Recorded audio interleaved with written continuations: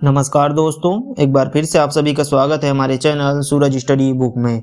दोस्तों, जैसे कि आप लोगों को पता है, हम लोग बायोलॉजी का सीरीज लेकर आए हैं जिसमें हम लोग बायोलॉजी के हर एक टॉपिक को बड़े अच्छे तरीके से डायग्राम की मदद से समझाते हैं आप लोगों को। तो उसी में हम लोगों ने पिछला वीडियो देखा था रक्त परिसंचरण तंत्र। तो हम लोगों ने देखा था कि रक्त परिसंचरण तंत्र के 3 पार्ट होते हैं। रक्त अर्थात ब्लड हो गया, दूसरा हृदय अर्थात हार्ट हो गया, और तीसरा जो है रक्त वाहिकाएं अर्थात ब्लड वेजल हो गया। तो हम लोगों ने ये जो है 3 प्रकार देखे थे रक्त परिसंचरण तंत्र के। तो हम लोगों ने जिसमें पहला जो रक्त अर्थात ब्लड था उसको अच्छे तरीके से हम लोगों ने पढ़ चुके हैं। तो दूसरा टॉपिक है मानव हृदय अर्थात हार्ट। तो अगर आप लोगों ने पिछला वीडियो नहीं देखा है तो प्लीज जाकर पिछला वीडियो देख लीजिएगा, जिससे कि आप लोगों का वो टॉपिक भी अच्छे से समझ में आ जाएगा। ठीक है, और इस वीडियो में हम लोग पढ़ेंगे मानव हृदय अर्थात ह्यूमन हार्ट के बारे में। दोस्तों, हम लोग अभी जो है इंग्लिश ग्रामर की भी सीरीज लेकर आए हैं। तो अगर आप लोग इंग्लिश ग्रामर सीखना चाह रहे हैं तो हमारे प्लेलिस्ट में चले जाइए, आप लोगों को वीडियो मिल जाएगा जिसमें हम लोगों ने पहला टॉपिक आर्टिकल पर जो है वीडियो बनाया हुआ है। ठीक है, तो वो भी वीडियो जो है आप लोगों के लिए बहुत ही महत्वपूर्ण है। ठीक है, तो चलिए हम लोग इस वीडियो में जो है मानव हृदय अर्थात ह्यूमन हार्ट के बारे में जो है पढ़ते हैं। ठीक है दोस्तों, तो वीडियो को पूरा देखिएगा, और जो है अगर आप लोगों ने अभी तक हमारे चैनल को सब्सक्राइब नहीं किया है तो प्लीज चैनल को सब्सक्राइब कर दीजिएगा और वीडियो को लाइक कर दीजिएगा, जिससे कि आने वाली वीडियो आप तक पहुंच सके। ठीक है, तो चलिए हम लोग वीडियो स्टार्ट करते हैं। तो सबसे पहले हम लोग देखते हैं कि मानव हृदय जो है क्या है। तो मानव हृदय एक पेशीय अर्थात मस्कुलर अर्थात ये जो है मसल से बना रहता है पूरी तरीके से। ठीक है, और शंकुआकार अर्थात जो है कोनिकल, जो हम लोग जैसे कि गणित में देखते हैं कि शंकु रहता है, तो वैसी जो है मानव हृदय का जो है डायग्राम रहता है। देख लीजिए यहाँ पास ये जो ऐसे का शंकु के आकार का रहता है। तो मानव हृदय कैसा रहता है, शंकुआकार और जो है मुट्ठी के आकार का अंग रहता है। देख लीजिए ये जो हृदय है वो क्या रहता है, ऐसे मुट्ठी के आकार का रहता है। देख लीजिए यहाँ पास हम लोग दर्शाए हैं क्या है, ये हृदय जो है मुट्ठी के आकार का अंग रहता है। तो ये भी एग्जाम में पूछा जाता है कि मानव हृदय कैसा है, तो ये पेशीय है, शंकुआकार और मुट्ठी के आकार का अंग है। ठीक है, चलिए आगे हम लोग देखते हैं। तो परिसंचरण तंत्र का जो है केंद्रीय पंपिंग अंग है। ठीक है, तो मानव हृदय क्या है, जो हमारे परिसंचरण तंत्र है उसका केंद्रीय अंग है। ठीक है, 2 अंग हम लोगों ने और पढ़े थे, कौन कौन सा, रक्त हो गया और जो है रक्त वाहिकाएं। तो उसमें जो मानव हृदय है वो केंद्रीय पंपिंग अंग है, जो क्या करता है, रुधिर वाहिनियों के माध्यम से रक्त अर्थात जो ब्लड है उसको शरीर के सभी अंगों तक पहुंचाता है। तो हृदय ही है जो कि क्या करता है, हमारे शरीर के जितने भी अंग है वहां तक रक्त को लेकर जाता है। ठीक है, पिछले वीडियो हम लोग देखे थे कि रक्त कैसे हमारे शरीर के अंगों तक प्रवाहित होते हैं, तो आप लोग वो वीडियो भी जाकर देख सकते हैं। ठीक है, चलिए आगे हम लोग देख लेते हैं। एक सामान्य व्यक्ति का हृदय लगभग 12 सेंटीमीटर लंबा व 9 सेंटीमीटर चौड़ा होता है। ठीक है, तो याद रखिएगा जो हृदय है वो क्या रहता है, 12 सेंटीमीटर लंबा रहता है और 9 सेंटीमीटर क्या रहता है, चौड़ा रहता है। ठीक है, चलिए हम लोग आगे देखते हैं। और इसका भार लगभग 300 ग्राम होता है। तो हृदय का भार कितना होता है, तो लगभग 300 ग्राम होता है। तो ये बहुत बार एग्जाम में पूछा जा चुका है कि मानव हृदय का भार जो है कितना होता है, तो लगभग 300 ग्राम के आसपास जो है मानव हृदय का भार होता है। ठीक है, तो इसके अगर आसपास भी अगर ऑप्शन में रहे तो आप लोग उसको टिक मार दीजिएगा, क्योंकि एग्जैक्ट नहीं दिया रहता है, कुछ कुछ मतलब कि डिफरेंस रहता है बहुत ज्यादा, थोड़ा 200 रहेगा, 100 रहेगा, तो 300 के आसपास अगर रहता है तो आप लोग उसको जो है टिक मार दीजिएगा। ठीक है, चलिए आगे हम लोग देख लेते हैं। हृदय जो है वक्ष गुहा अर्थात जो थोरिक कैविटी है उसमें जो है पसलियों के नीचे, देख लीजिए पसलियों के नीचे तथा फेफड़ों के बीच हल्का सा बाईं ओर रहता है। ठीक है, तो हृदय क्या है, हल्का सा हमारे जो फेफड़ों है उसके बाईं ओर स्थित रहता है। ठीक है, तो इसी कारण जो है ये भी एग्जाम में क्वेश्चन बनता है कि हृदय हमारे जो फेफड़े हैं उसके किस ओर रहता है, तो हमारे जो है हृदय के जो है फेफड़ों के बाईं ओर स्थित रहता है और पसलियों के नीचे स्थित रहता है। ठीक है, तो पसलियां जैसे कि मैंने बताया था कंकाल तंत्र वाले वीडियो में, हमारे शरीर में जो है 12 जोड़े जो है पसलियां रहती हैं और कुल 24 पसलियां रहती है। तो आप लोग कंकाल तंत्र वाले भी वीडियो में देख सकते हैं पसलियों के बारे में, हम लोग हर एक जो पसलियां हैं उसको अच्छे तरीके से बताए हैं। ठीक है, सत्य पसलियां, असत्य पसलियां, ये सब के बारे में हम लोगों ने जो है वो वीडियो में बात की थी। तो आप लोग वो वीडियो भी जाकर देख सकते हैं, प्लेलिस्ट में डाला हुआ है। ठीक है, तो हम लोग चलिए हम लोग हृदय में आते हैं। तो क्या है, ये फेफड़ों के बाईं ओर स्थित रहता है ना, तो इसको आप लोग याद रखिएगा, ये भी बहुत बार एग्जाम में जो है पूछा जा चुका है। चलिए हम लोग आगे देख लेते हैं। अब आगे देखते हैं हम लोग क्या है, हृदय है। ठीक है, तो हृदय क्या है, एक दोहरी झिल्ली द्वारा जो है घिरा रहता है। ठीक है, दोहरी झिल्ली अर्थात मेम्ब्रेन द्वारा घिरा रहता है, जिसे क्या कहते हैं, तो पेरिकार्डियम कहते हैं। ठीक है, हृदय जो है दोहरी झिल्ली द्वारा घिरा रहता है उसे पेरिकार्डियम कहते हैं, तथा इन दोनों झिल्लियों के मध्य एक द्रव भरा रहता है जिसे पेरिकार्डियल द्रव कहा जाता है, जो कि बाहरी आघातों से हृदय की सुरक्षा करता है। ठीक है, तो ये देख लीजिए, ये जो है ये पहली झिल्ली है, ये नीचे की तरफ है, ये जो है पहली झिल्ली है। ठीक है, और ये जो बाहर में ये इधर दिख रहा है वो दूसरी झिल्ली है, और इसी के बीच में जो है पेरिकार्डियल जो है, ये जो ब्लू कलर का दिख रहा है वही जो है द्रव है। ठीक है, तो उसके बीच में जो है पेरिकार्डियल द्रव भरा रहता है। ठीक है, तो वो हृदय की क्या करती हैं, बाहरी आघातों से जो है सुरक्षा प्रदान करती है। ठीक है, तो इसको आप लोग याद रखिएगा।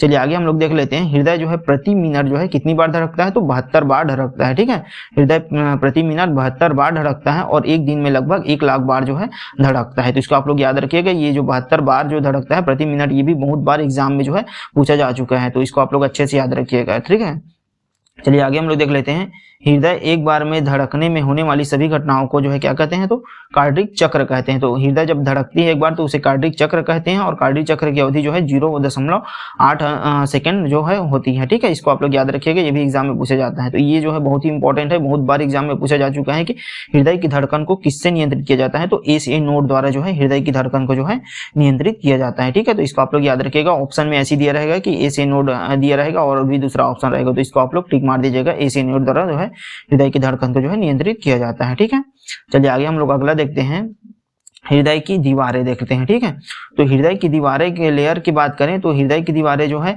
3 लेयर होती है हृदय की दीवारों में। कौन कौन से है, एपिकार्डियम हो गया, मायोकार्डियम हो गया और एंडोकार्डियम हो गया। तो एपिकार्डियम जो है सबसे बाहरी परत रहती है। ठीक है, ये वाला जो बाहरी परत है ये क्या है, ये वाला जो है यहाँ से लेकर पूरा यहाँ तक को जो है एपिकार्डियम कहते हैं। तो ये सबसे बाहरी परत है। उसके बाद जो है उसके मध्य में क्या रहता है, मायोकार्डियम रहता है, सबसे मोटी रहता है और मासल रहती है। तो ये वाला जो हिस्सा है ये जो है मायोकार्डियम है, मोटी है और मासल रहती है सबसे ज्यादा, और ये सबसे बाहर में रहती है पतली सी, ये जो है एंडोकार्डियम है, आंतरिक परत है जो कि कक्षों से जो है ढकी रहती है। ठीक है, तो हृदय में 3 परत होते हैं, एपिकार्डियम, मायोकार्डियम और एंडोकार्डियम। तो इसको आप लोग याद रखिएगा, ये देख लीजिए यहाँ पर ये जो है हृदय में 3 परत दिख रहे हैं। ठीक है, उसी को यहाँ पर जूम करके बताया हुआ है। तो मैंने आपको बताया कि एपिकार्डियम जो है क्या रहता है, सबसे बाहरी परत, मायोकार्डियम मध्य में और एंडोकार्डियम जो है सबसे आंतरिक परत रहती है। ठीक है, चलिए आगे हम लोग देख लेते हैं, अब हृदय की जो है संरचना को देखते हैं। ठीक है, तो मनुष्य के हृदय की संरचना बारे में बात करें तो मनुष्य के हृदय में जो है 4 कक्ष होते हैं, जिसमें जो है 2 कक्ष अपेक्षाकृत छोटे होते हैं तथा ऊपर की ओर होते हैं। देख लीजिए, ये जो 2 कक्ष हैं वो क्या है, छोटे हैं, अपेक्षाकृत और ऊपर की ओर होते हैं। तो इसे जो है आलीन अर्थात एट्रियम कहते हैं। तो ये जो ऊपर में 2 कक्ष दिख रहे हैं यहाँ पर और यहाँ पर, ये जो है आलीन है, ये छोटे रहते हैं और ऊपर की ओर रहते हैं। ठीक है, और नीचे की ओर जो है रहते हैं वो अपेक्षाकृत बड़े रहते हैं और क्या कहलाते हैं, वो नीला अर्थात वेंट्रिकल कहलाते हैं। ठीक है, ये देख लीजिए, ये दायां नीला है, ये जो है बायां नीला है। ठीक है, तो ये जो है क्या रहती हैं, बड़े रहते हैं अर्थात मोटी रहती हैं। तो ये क्या करती हैं, रक्त को जो है पंप करती हैं, कहाँ, ऊपर की ओर पंप करती हैं, इसी कारण ये जो है मोटी रहती हैं और जो है बड़े रहते हैं, नीला है। ठीक है, तो इसको आप लोग याद रखिएगा। और जो है क्या है इसके बारे में, तो हृदय का जो दायां भाग और बायां भाग किसके द्वारा अलग होता है, तो सेप्टम द्वारा जो है अलग होता है। ये जो दायां भाग है और इधर जो है बायां भाग है, तो बीच में ये यहाँ पर ये जो है सेप्टम रहता है। तो ये सेप्टम द्वारा क्या रहता है, ये जो है अलग होता है दायां और बायां भाग, जो कि क्या करता है, अशुद्ध रक्त और शुद्ध रक्त को मिश्रित होने से बचाता है। कौन, तो जो सेप्टम रहता है वो क्या करता है, अशुद्ध रक्त और जो शुद्ध रक्त है उसको जो है मिश्रित होने से बचाता है। तो इसको आप लोग याद रखिएगा अच्छे से। ठीक है, चलिए आगे हम लोग आगे देखते हैं क्या है। तो आगे है हृदय में जो त्रिवलनीय का पार्ट होता है और द्विवलनीय का पार्ट है। तो क्या है त्रिवलनीय का पार्ट और क्या है द्विवलनीय का पार्ट, इसको हम लोग देख लेते हैं। ठीक है, तो क्या है, दायां आलिंद एवं दायां निलय के बीच स्थित रहता है। कौन, त्रिवलनीय का पार्ट जो है दायां आलिंद और दायां निलय के बीच स्थित रहता है।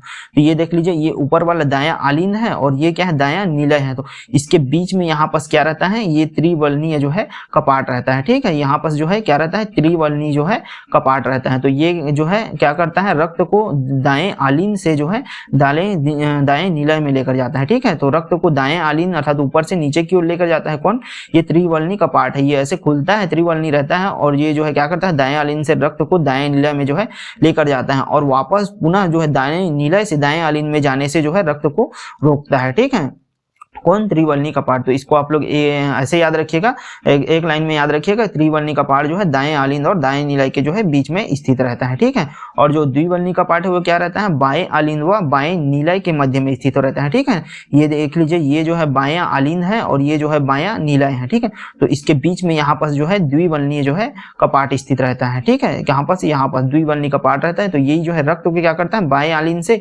बाएं निलय में लेकर जाता है और वापस जो है उसी रक्त को बाएं आलिंद से बाएं नीला से बाएं आलिंद में जाने से रोकता है। तो ठीक है, तो एक एक लाइन में याद रखिएगा, त्रिवलनीय जो है दायां साइड रहता है और द्विवलनीय जो है बायां साइड रहता है। ठीक है, चलिए आगे हम लोग देख लेते हैं अब अर्धचंद्राकार कपाट देख लेते हैं। ठीक है, तो अर्धचंद्राकार अर्थात सिमिलर जो वाल्व है वो कहाँ रहता है। ठीक है, तो जो अर्धचंद्राकार वाल्व है वो दो स्थानों पर रहता है। ठीक है, कौन कौन सा है, एक पल्मोनरी वाल्व रहता है और ये जो है एओर्टिक वाल्व रहता है। ठीक है, तो ये जो है अर्धचंद्राकार वाल्व जो है दो प्रकार का रहता है। तो हम लोग देख लेते हैं कहाँ कहाँ रहता है।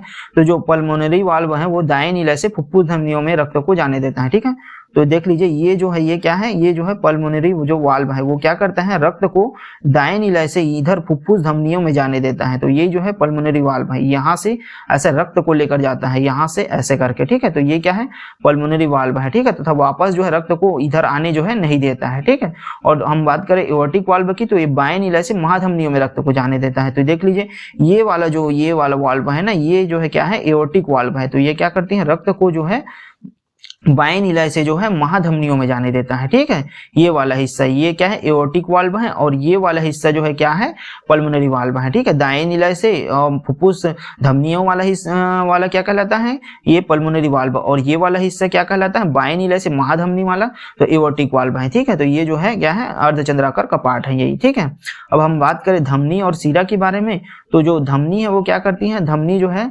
रक्त नलिकाएं, वे रक्त नलिकाएं हैं जो हृदय से शुद्ध रक्त को शरीर की ओर ले जाती है। तो एक लाइन में याद रखिएगा, धमनी अर्थात आर्टरीज वो हैं जो हृदय से शुद्ध रक्त को शरीर की ओर ले जाता है। ठीक है, धमनी शुद्ध रक्त को लेकर जाता है, लेकिन इसमें अपवाद ये रहता है कि जो फुफ्फुस धमनी रहता है वो क्या करती है, अशुद्ध रक्त को फेफड़े तक लेके जाती है। ठीक है, तो जो देख लीजिए यहाँ पर जो है ये यहाँ पर ये फुफ्फुस धमनी है, तो ये फुफ्फुस धमनी क्या करता है, ये अशुद्ध रक्त को लेकर जाता है। बाकी जितने भी धमनी है वो शुद्ध रक्त को लेकर जाता है, लेकिन केवल जो फुफ्फुस धमनी है वो अशुद्ध रक्त को लेकर जाती है। तो इसको आप लोग याद रखिएगा, बहुत बार एग्जाम में पूछा जाता है ये।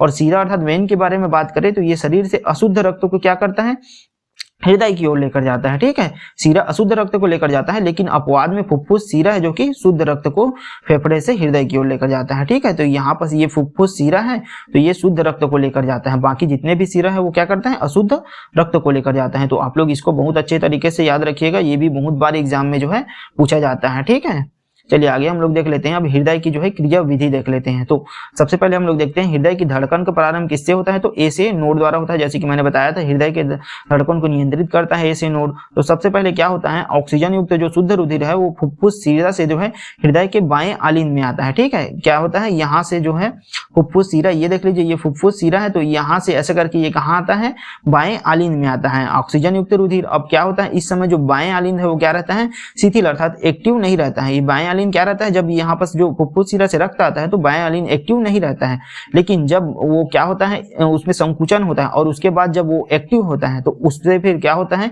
यहाँ पर जैसे कि मैंने बताया था द्विवल्नी का पार्ट होता है, तो द्विवल्नी का पार्ट से जो रक्त है वो कहा जाता है, बाएं नीलाय में जाता है। ठीक है, तो इसको आप लोग एक लाइन में याद रखिएगा, फुफ्फुस सीरा से रक्त बाएं आलिन में आता है, बाएं आलिन एक्टिव नहीं रहता है, एक्टिव होता है फिर उसमें जो है क्या होता है, द्विवल्नी का पार्ट द्वारा जो है रक्त जो है बाएं नीला में जाता है। ठीक है, तो ये जो है इस प्रकार जो है इसमें आता है। फिर क्या होता है, बाएं नीला में संकुचन होता है, और बाएं नीला में जब संकुचन होता है, देख लीजिए बाएं नीला में संकुचन होता है, फिर महाधमनी से होता हुआ वो रक्त जो है शरीर के विभिन्न भागों में पहुंचा है। जैसे कि मैंने बताया था बाएं नीला से रक्त जो है यहाँ से क्या होता है, ये सीधा जो है शरीर के विभिन्न भागों तक जाता है। ठीक है, बाएं नीला से संकुचन द्वारा कहा जाता है, महाधमनी से होता हुआ शरीर के विभिन्न भागों तक जाता है। तो इसको आप ऐसे समझने के तौर पर एक लाइन में याद करना चाहे तो ऐसे याद करते हैं, फुफ्फुस सीरा से रक्त आता है बाएं आलिन में, बाएं आलिन से बाएं नीला में, और बाएं नीला से फिर होता हुआ महाधमनियों से होता हुआ शरीर के विभिन्न भागों तक पहुंचता है। तो ये जो है इस प्रकार फुफ्फुस सीरा से रक्त आता है। और फिर क्या होता है, जब दाहिने तरफ के बारे में बात करें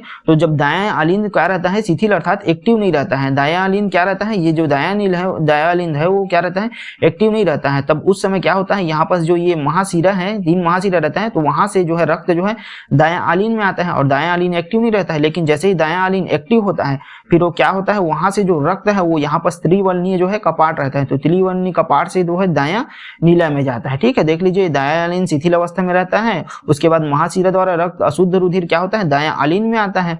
अब फिर क्या होता है, दायां आलिन में जो है संकुचन होता है, और संकुचन होता है फिर वो दायां आलिन से वो दायां नीला में जाता है। यहाँ पर जैसे कि मैंने बताया दायां नीला में आ जाए, और दायां नीला में संकुचन होता है, फिर ये अशुद्ध रुधिर क्या होता है, फुफ्फुस धमनियों द्वारा फेफड़ों में शुद्धिकरण के लिए जाता है। ठीक है, तो जैसे कि मैंने बताया था शुरू में कि यहाँ पर दायां नीला से जो अशुद्ध रक्त है वो क्या होता है, फुफ्फुस धमनियों द्वारा जो है शरीर फेफड़ों में शुद्धिकरण के लिए जाता है, और फिर से वही जो फेफड़ा से शुद्ध रक्त क्या होता है, होता है, महाशिरा द्वारा बाएं आलीन में आता है, बाएं आलीन से बाएं नीलय में, और फिर ये जो महाधमनी होता है वो शरीर के विभिन्न भागों तक चला जाता है, और फिर से दाएं आलीन में अशुद्ध रक्त आता है, और फिर से फुफ्फुस धमनियों द्वारा फेफड़ों में जाता है। तो यही क्रम जो है आगे चलता रहता है, शुद्ध रक्त अशुद्ध रक्त का ऐसी क्रम जो है चलता रहता है। तो इसको आप लोग ऐसे ही समझ सकते हैं, ठीक है, सरल भाषा में। तो हम लोग जैसे कि मैंने बताया, दोनों नीलय में संकुचन एक साथ होता है, और आलीन में पहले संकुचन समाप्त होता है, फिर आलून में फिर से संकुचन होता है। मतलब वही बताया कि एकांतर क्रम में जो है चक्र चलता रहता है। और जो कपाट रहता है त्रिवलनी कपाट, और जो द्विवलनी कपाट रहता है वो क्या करता है, अशुद्ध रुधिर को जो है पुनः उसी मार्ग में ऐसा जो है जाने से रोकता है, और शुद्ध रुधिर को भी पूरा उसी मार्ग में जाने से रोकता है जो कपाट रहता है वो, ठीक है। तो आप लोग समझ में आ गया होगा हृदय अच्छे से, ठीक है। चलिए हम लोग आगे देख लेते हैं अब रुधिर का दोहरा परिसंचरण तंत्र, ठीक है। तो मानव में जो रुधिर है उसका जो है दोहरा परिसंचरण तंत्र होता है। कौन कौन सा है वो, फुफ्फुस परिसंचरण तंत्र और सिस्टेमेटिक परिसंचरण तंत्र। जैसे कि मैंने बताया था क्या होता है, फुफ्फुस धमनियों द्वारा दाएं नीलय से फेफड़ों में जो है रक्त जाता है, फेफड़ों से शुद्धिकरण होकर फुफ्फुस शिराओं द्वारा शुद्ध रुधिर जो है शरीर के विभिन्न भागों तक जाता है, ठीक है। फेफड़ों से हृदय में, हृदय से शरीर के विभिन्न भागों में जाता है। और सिस्टेमेटिक परिसंचरण तंत्र क्या है, रुधिर जो है बाएं नीलय से महाधमनियों में आता है, और महाधमनियों से शुद्ध रुधिर पूरे शरीर में पहुंचाया जाता है। तो इसको आप लोग याद रखिएगा ऐसे कि मानव में रुधिर का दोहरा परिसंचरण होता है। ये जो है यही पूछा जाता है कई बार कि मानव में रुधिर का कैसा परिसंचरण तंत्र होता है, तो दोहरा परिसंचरण तंत्र होता है। कौन कौन सा है, एक फुफ्फुस परिसंचरण तंत्र है, और दूसरा जो है सिस्टेमेटिक परिसंचरण तंत्र है। तो इसको आप लोग इतना ही याद रखिएगा, ये बहुत ही मतलब कि उतना इंपॉर्टेंट नहीं है, ये एग्जाम में डायरेक्ट ऐसे ही पूछा जाता है कि मानव में रुधिर का कैसा परिसंचरण तंत्र होता है, तो दोहरा परिसंचरण तंत्र होता है। देख लीजिए ये जो है ऐसा करके ये एक परिसंचरण तंत्र है एक साइड, और ये जो है ये क्या है, दोहरा परिसंचरण तंत्र है, ठीक है। तो इसको आप लोग इसी तरीके से याद रखिएगा, ठीक है। चलिए आगे हम लोग देख लेते हैं रक्त दाब के बारे में। तो रक्त दाब क्या है, तो रक्त दाब जो है क्या होता है, रुधिर वाहिनियों के भित्ति के विरुद्ध रखता है जो दाब, उसी को रक्त दाब कहते हैं। अर्थात रुधिर के विरुद्ध रखता है, रक्त के विरुद्ध जो दाब लगता है वही जो है रक्त दाब है, ठीक है। ये धमनियों में ज्यादा लगता है ना, शिराओं की अपेक्षा जो है धमनियों में जो है ज्यादा लगता है रक्त दाब, ठीक है। तो इसमें एक लाइन ये याद रखिएगा, ये जो है पूछा जाता है उसको मैं बता देता हूँ कि ये जो मानव में जो है रक्त दाब कितना होता है ये पूछा जाता है। तो मानव में रक्त दाब जो है 120 mmHg प्रति 80 mmHg जो है ये होता है। तो ये बहुत बार एग्जाम में पूछा जा चुका है कि मानव में जो है रक्त दाब कितना होता है, तो 120 mm प्रति 80 Hg होता है, ऐसे करके जो है क्वेश्चन दिखेगा। तो 120 और 80 अगर कहीं दिखता है तो आप लोग उसको जो है टिक मार दीजिएगा, वही जो है सही आंसर रहेगा। तो ये भी एग्जाम में बहुत बार जो है पूछा जा चुका है, ठीक है। और ये भी बहुत बार पूछा जा चुका है कि रक्त दाब को किस यंत्र द्वारा मापा जाता है, तो रक्त दाब को जो है स्पेक्ट्रोमीटर द्वारा जो है मापा जाता है, ठीक है। उच्च रक्तदाब का कारण क्या रहता है, तो धमनियों का सिकुड़ना जो है उच्च रक्तदाब का जो है कारण रहता है। इससे क्या होता है, रक्त प्रवाह में प्रतिरोध होता है, और कई बार जो है धमनियां फट जाती हैं, ठीक है। और धमनियां फट जाती हैं तो उससे आंतरिक रक्त स्त्रावण होता है, और जो है उससे व्यक्ति की जो है मृत्यु भी हो सकती है, ठीक है। तो इसको आप लोग याद रखिएगा रक्तदाब के बारे में, ठीक है। अब हम देख लेते हैं कि रुधिर का परिसंचरण तंत्र कैसे होता है। तो सबसे पहले हम लोग यहाँ फेफड़े से स्टार्ट करें, तो फेफड़ों से रक्त जो है पल्मोनरी शिराओं द्वारा क्या होता है, बाएं आलीन में आता है, बाएं आलीन से बाएं नीलय में जाता है, बाएं नीलय से वो जो सिस्टेमेटिक धमनियों द्वारा धमनियों में जाता है, और धमनियों से जो है शुद्ध रक्त कहाँ जाता है, शरीर के अंगों तक जाता है, और शरीर के अंगों से फिर अशुद्ध रक्त शिराओं द्वारा महाशिराओं द्वारा दाएं नीलय में आता है, दाएं नीलय से दाएं आलीन में, और फिर पल्मोनरी महाधमनी द्वारा फिर से फेफड़ों में। तो यही जो है ऐसे ही क्रम चलता रहता है, कहाँ, फेफड़ों से शरीर के विभिन्न भागों तक जो है क्रम जो है चलते रहता है। क्या होता है, हम लोग इसको जो है एक बार और डायग्राम में जो है समझ लेते हैं, ठीक है। ये देख लीजिए ये डायग्राम है। तो इसमें क्या होता है, सबसे पहले शरीर के जो है क्या होता है, विभिन्न भागों से अशुद्ध रक्त आता है, कहाँ शुद्ध रक्त आता है, फुफ्फुस शिराओं द्वारा बाएं आलीन में, बाएं आलीन से बाएं नीलय में आता है, और बाएं नीलय से क्या होता है, ये जो है ये महाधमनी होता हुआ शरीर के विभिन्न भागों तक चला जाता है, ठीक है, शुद्ध रक्त। और फिर क्या होता है, फेफड़ों से मतलब शरीर के विभिन्न अंगों से अशुद्ध रक्त फिर से जो ये महाशिरा है वहां से होता हुआ दाएं आलीन में आता है, दाएं आलीन से दाएं नीलय में आता है, और दाएं नीलय से फिर ये फुफ्फुस धमनियों होता हुआ ये फेफड़ों में चला जाता है, और फेफड़ों में शुद्धिकरण होता है, और फिर से फेफड़ों में शुद्ध होकर वो जो रक्त है वो फुफ्फुस शिरा द्वारा बाएं नीलय, बाएं आलीन से बाएं नीलय, फिर से वही क्रम जो है चलता रहता है। तो ऐसी जो है रक्त का शुद्ध अशुद्ध जो है हृदय में जो है होता रहता है, ठीक है। तो ये जो है आप लोग इसको अच्छे से समझ गए होंगे मेरे ख्याल से, ठीक है। तो आप लोग वीडियो अगर अच्छी लगी हो तो प्लीज़ वीडियो को लाइक कर दीजिएगा और सब्सक्राइब कर दीजिएगा, जिससे कि हमें और वीडियो बनाने के लिए मोटिवेशन मिलता रहे, ठीक है। चलिए, थैंक यू।